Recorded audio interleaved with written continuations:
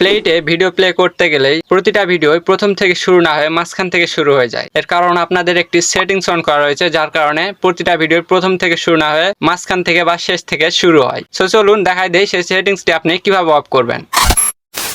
ওকে, চলুন আমি আসলে আপনাদের কোন প্রবলেমের কথা বলতেছি প্র্যাকটিক্যালি দেখাই দেই। সো দেখুন, একটা ভিডিও আমি প্লে করতেছি।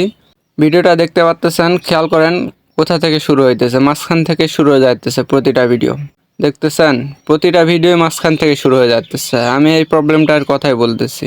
ওকে, চলুন আপনাদের এটার সলিউশন দিই। প্রথমে ওপেন করে নিন প্লেট, এরপর নিচে দেখতে পাচ্ছেন মি আইকন, মি এর উপর ক্লিক করেন। একটু স্ক্রল করলে সেটিংস আইকন পেয়ে যাবেন, এই সেটিংসে ক্লিক করুন। এরপর 2 নম্বরে ভিডিও সেকশনে ক্লিক করে একটু স্ক্রল করলে নিচে দেখতে পাচ্ছেন রিজম নামে এই অপশানটি অন করা রয়েছে। এই সেটিংসটি আপনারা অবশ্যই অফ করে দিবেন।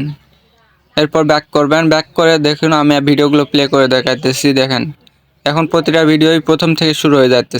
সো ভিডিওটি দেখে যদি আপনি একটু উপকৃত হয়ে থাকেন, অবশ্যই ভিডিওটি একটি লাইক এবং শেয়ার করে দেবেন।